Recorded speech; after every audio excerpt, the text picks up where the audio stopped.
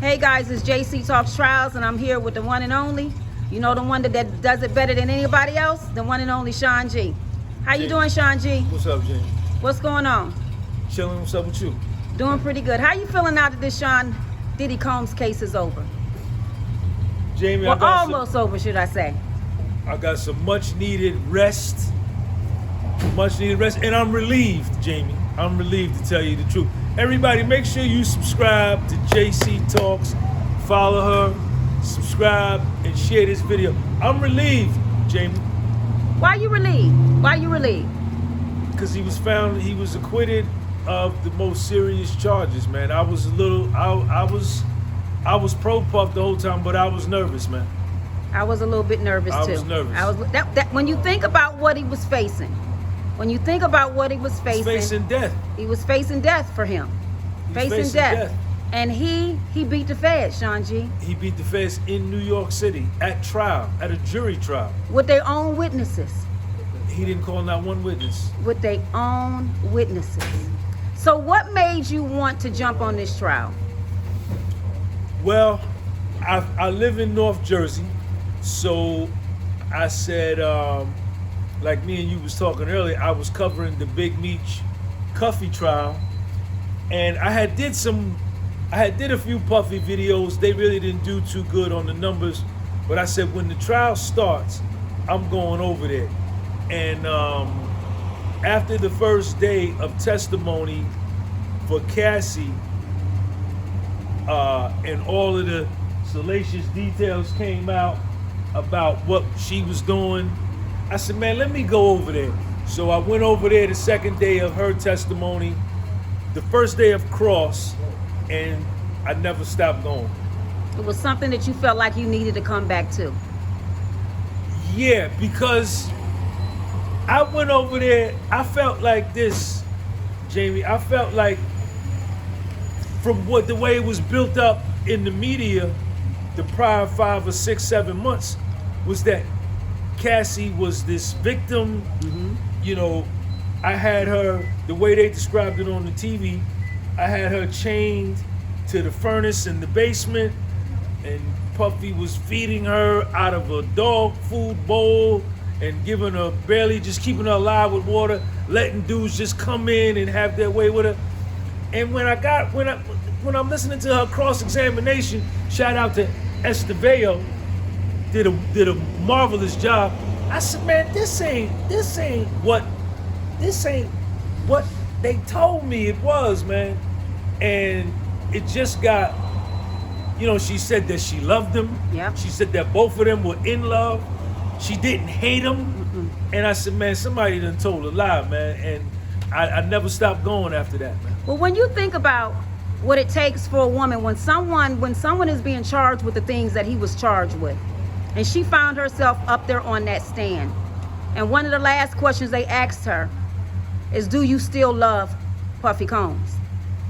For a woman, for me, for her to be able to say, I love what we had, I loved our past, that to me meant you still loved them. So it was at that point that I realized, I know those jurors were seeing exactly what we were seeing, and I knew there was something else that was going on. You know what too, Jamie, and I agree with you 1,000%, but having dealt with women, a lot of women in my life, I could tell when a honey like a dude. Yeah. By just the tone and the inflection in their voice. And when I first heard her, when I got in there, I said, man, this girl still loved that nigga, man. Yeah. She still loved that nigga. And from what she's saying, that nigga still love her too. Absolutely. And then I said, there's somebody telling a lie, man. Well, Agnifilo did say to the jury toward the end, if y'all get some extra moments back there while y'all deliberate, look at the text messages. It's like a love story. Toward the end of their relationship and what they knew they had been through, he said, read those text messages. You will see that this was not a situation where she was taken advantage of in that sense. She was partaking in what she was doing, and she really did love him. So now let's talk about Mia. What did you think about Mia? I thought Mia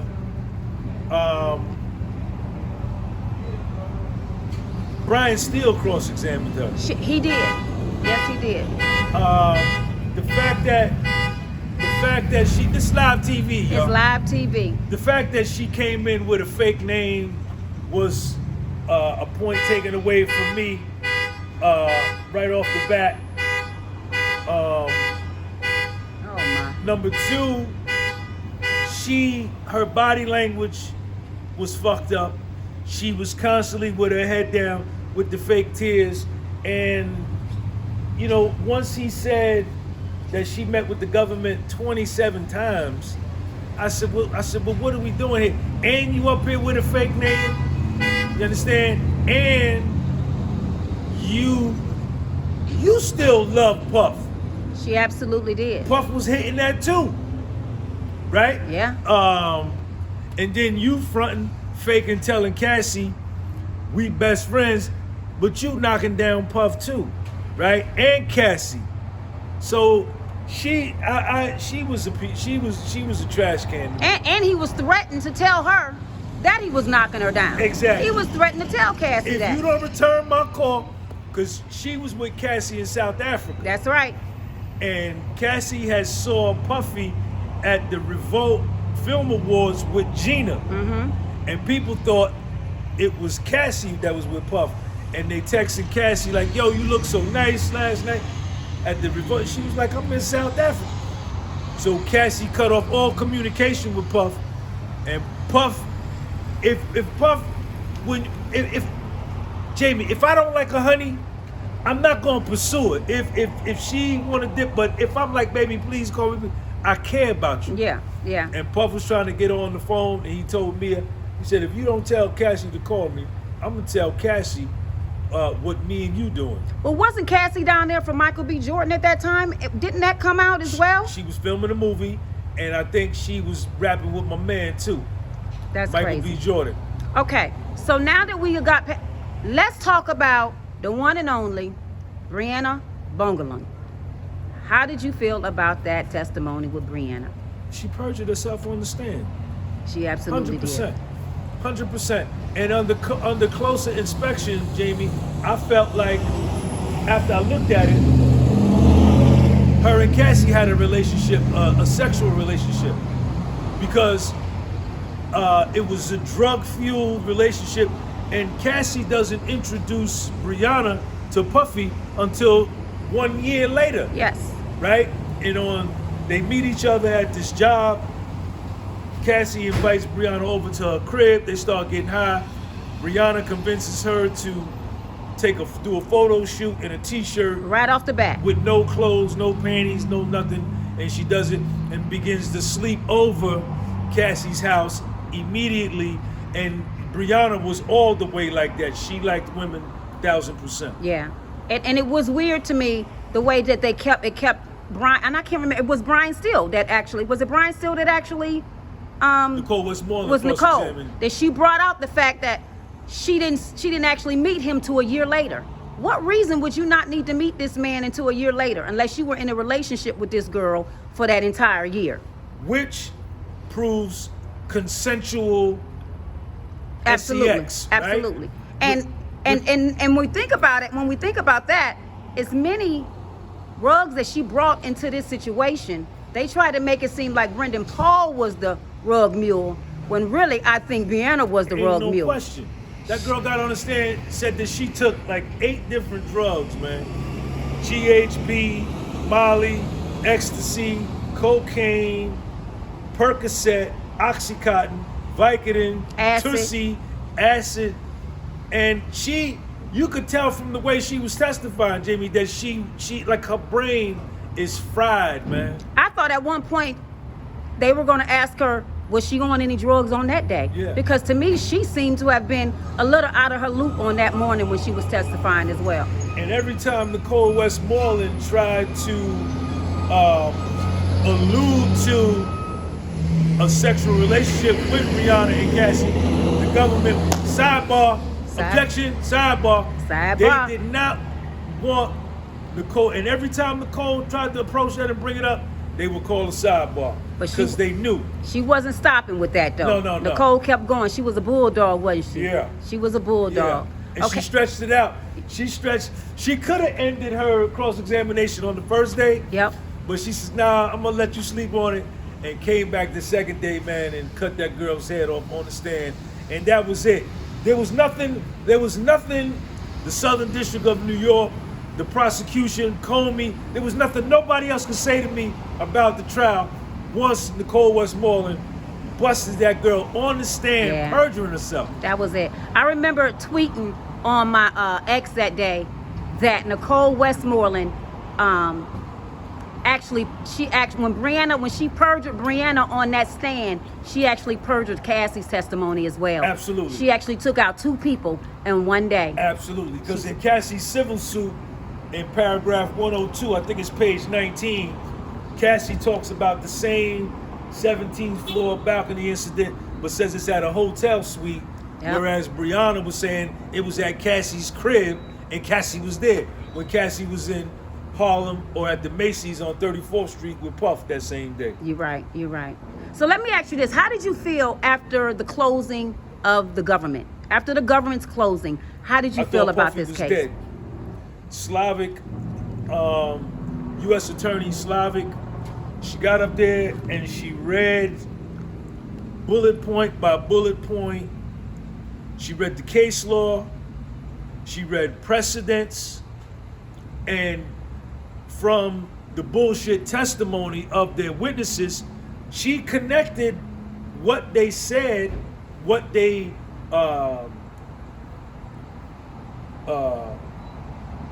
trained them to say on the stand.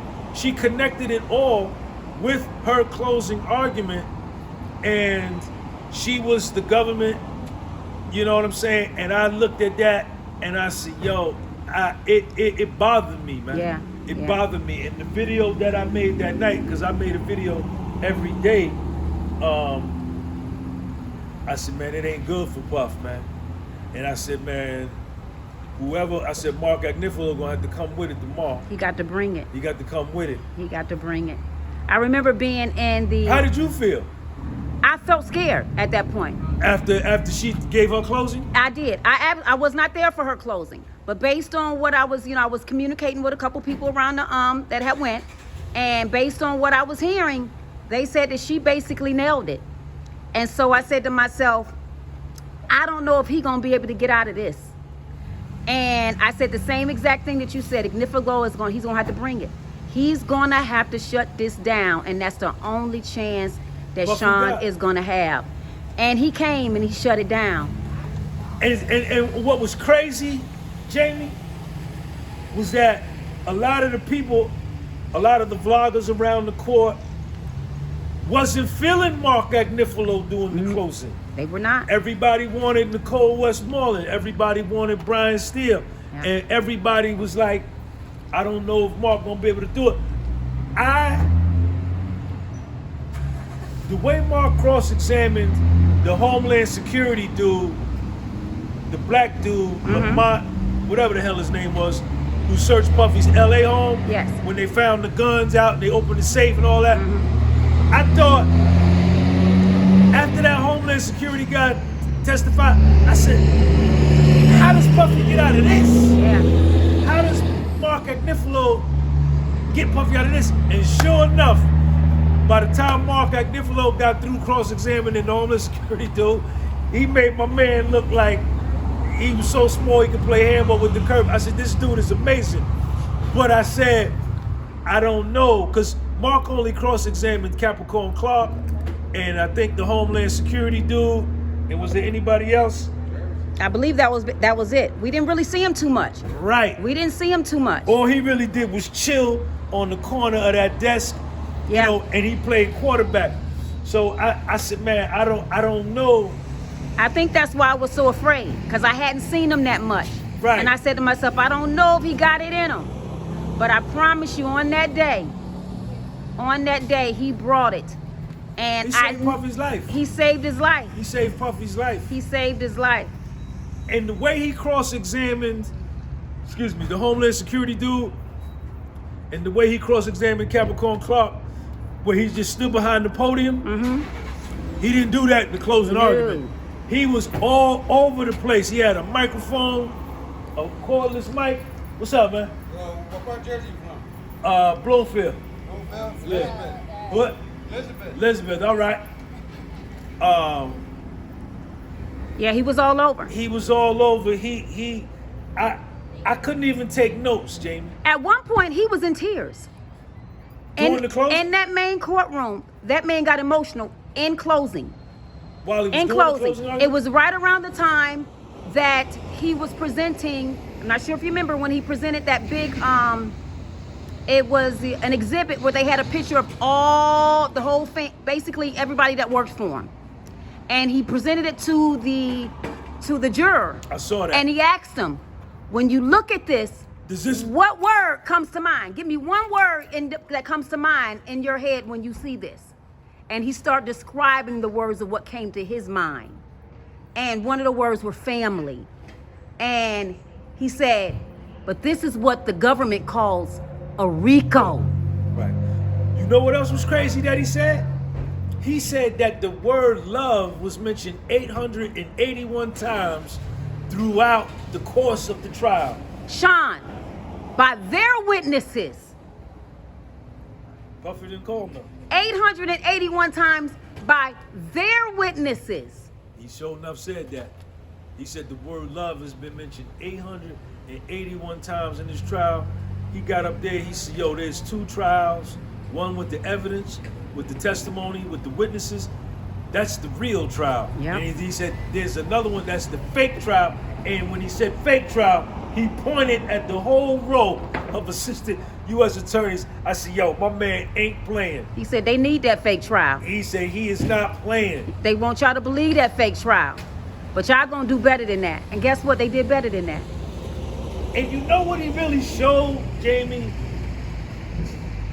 And he showed the doubters. He showed some of us who wasn't sure, like yourself and like me. Yeah. What he showed us was like, I'm a fucking trial attorney. That's it. This arena right here. See, these assistant U.S. attorneys, these are like trainees to me. Let me show you how a real trial attorney gets down. And he put on a clinic. He put on a clinic. He sure did. It was a whole production in that courtroom. It was a whole. You said that before. That's exactly the way to describe it. I couldn't even take no notes because I'm watching this man and I'm listening to him, and everything he's saying is hitting me in my heart. Yeah. Right. So after we took that break, I went outside and did my live. I didn't even come back in to hear his second part because I was convinced. I said, Puffy going home. After I didn't even hear the whole thing. I said, Puffy going home. You said we got enough. We got enough. We got enough. And the jurors thought the same. And I thought it was a great strategy to have the white male attorney, New Yorker, present the closing arguments to the 12 New Yorkers. Yeah. Right? Here we have a white male defending a black male, right? And, I just thought it was a hell of a strategy. And I think that played a part. I don't know if Nicole Westmoreland, as a down south country girl, black female, Would have been able to relate. could have been able to reach into the New Yorker's heart. Yeah. Even though Nicole Westmoreland is dope, I don't believe that Brian Steele, as a down south Atlanta, down south white man, could have touched the jury. Marcus a New Yorker. Well, I have to add, Brian Steele, that's a bad Yes, he is. man. Yes, he is. But I do think Brian the Steele right is the one truth. did it. I think the right one did it. Well, obviously, because Puffy got acquitted. Yeah, I think the right one did it. I'm a Brian Steele fan, though. Yeah, he's a good guy. But like you said, Jamie, and I think that's excellent the way you put it together. This was a production. All the members of that legal team, it was like 10 of them, they worked together. It was a movie. Yeah. And I think they all figured, like, Tenny, you're gonna cross-examine this one. Nicole, you're gonna Brian, you're gonna do it. Yeah. I'm gonna do this. And it worked out, man. And they did it in a short amount of time. Because when you think about when they got Brian Steele and when they brought Nicole on, it was toward at the tail end. It was right before the trial was about to start. They actually asked for a continuance, and the judge said no. They asked for 2 months continuance to try to push it back a little bit further, and the judge said no. But they still was ready. They still was ready. Every morning. Yep. Every morning. No matter what the assistant U.S. attorneys tried to do, whatever, if they met with one of their witnesses that morning, Agnifilo knew. And you know what's crazy? I don't know this to be fact, but I believe that Mark Agnifilo had some people in the Southern District of New York providing him with inside information in terms of what they were doing, because nothing got past them. Nothing got past Mark Agnifilo and his team. Well, Sean, I appreciate you taking the time to have this interview with me. Let me tell you something. Y'all better follow Sean G, because the podcast with Soul is where it's at. He do it better than anybody else do it. He done told you plenty times. But I just want to know, now that this is almost over, where do you see yourself going from here? Well, I'm working on a documentary. Somebody's working on a documentary with me of my coverage of the Puffy trial. You know, I got some other cases I'm going to cover. But we're going to have some good content. I don't know. I kind of like blow with the wind. Whatever happens. Yeah. But we're going to be all right. Podcast with Soul going to be all right. That's good. Well, we appreciate seeing you down there at that courthouse. And I tell you, the times that I couldn't make it there, I made sure I got on your YouTube, because I knew the truth was going to be coming in that YouTube. So I appreciate that. And thank you for having me on your platform. Make sure y'all subscribe. Give this video a thumbs up. Share it with people that you know that are following the Puffy trial. Jamie was supplying me with information, emailing me documents off the pacer. She had her thumb on this trial the whole time, and I appreciate you for helping me, Jamie. Appreciate you back. Peace.